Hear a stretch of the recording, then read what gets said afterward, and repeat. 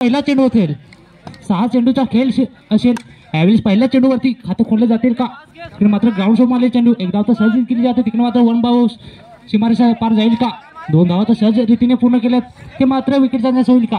ते मात्र खराब असा थ्रो केल्यामध्ये 3 धावा तर सहज केल्या, 4थी सुद्धा पूर्ण होईल का?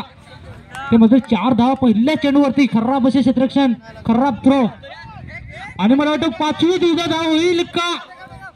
मला वाटतं इथे तंबूच्या सराला जावं लागेल. पहिल्या चेंडूवरती 4 धावा आणि 1 गडी बाद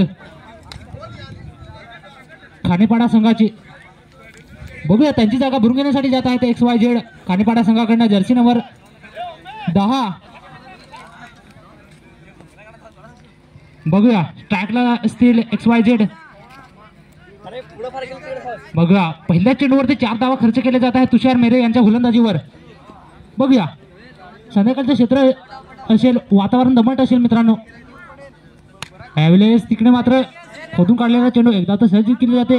शॉर्ट पिच चेंडू, दुसरी धावेच्या प्रयत्न, दुसरी धाव सुद्धा पुन्हा. पंच निर्णय आमच्यापर्यंत कळवायचा आहे. 4 सीमारेषा पार, धाव संख्या 8. खराब गोलंदाजी म्हणावी लागेल तुषार यांचे. 2 चेंडू आणि 8 धावा खर्च केल्या जात आहेत तुषार मेरे यांच्या गोलंदाजीवर. मात्र कुठेतरी चेंजेस बघायला मिळेल का गोलंदाजीमध्ये? 2 चेंडू होते, 8 धावा. यावेळेस पुलटा चेंडू येतोय, पंच 1 धाव आणि 1 धाव मिळेल. 3 चेंडू आणि 9 धावा खर्च केले जात आहेत. ते मात्र कमबॅक बघायला मिळेल का? या 3 चेंडूवरती कुठेतरी निर्धाव चेंडू बघायला मिळतील का? बघूया षटकातील पुढचा चेंडू आहे तुषार मध्ये गोलंदाज. यावेळेस खोलवर टप्प्याचा चेंडू होता, निर्धाव चेंडूची सांगता होताना बघायला मिळते मैदानाच्या आत आपल्याला.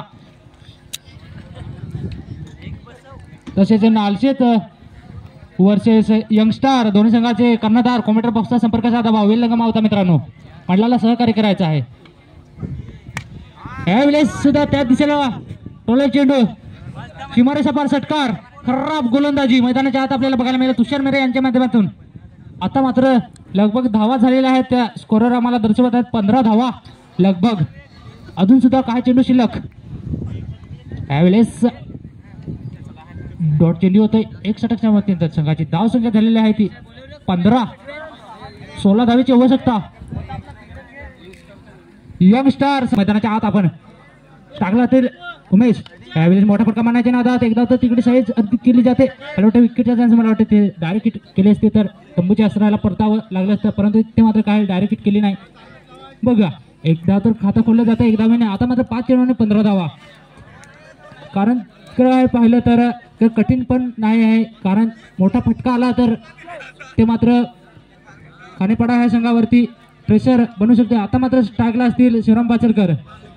काही षटकार तर ठोकले गेलेले आहेत आतापर्यंत. बघूया या चेंडूवरती षटकार येईल का? बघूया नजरा असतील. त्यावेळेस हलकासा कट केलेला याच लागलेला चेंडू, 1 धाव सहज गेली जाते. 2 चेंडू 2 धावा खर्च केलेल्या आहेत खानेपाडा ह्या संघाच्या गोलंदाजीकडून. बघा जर्सी नंबर 33.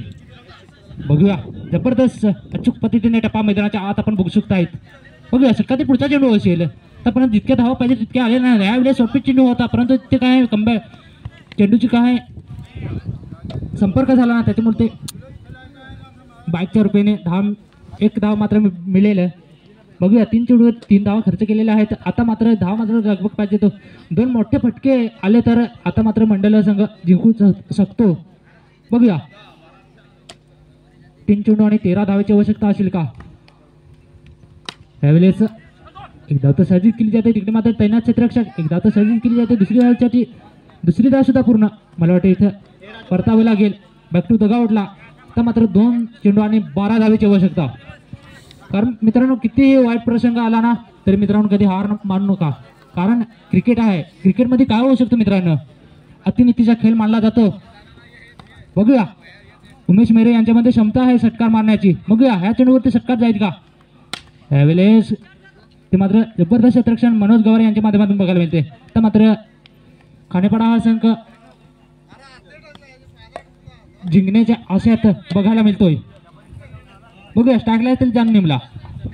1 चेंडू आणि 11 धावेची मला वाटतं आवश्यकता असेल. यावेळेस निधाव चेंडूची सांगता होताना कानेपाडा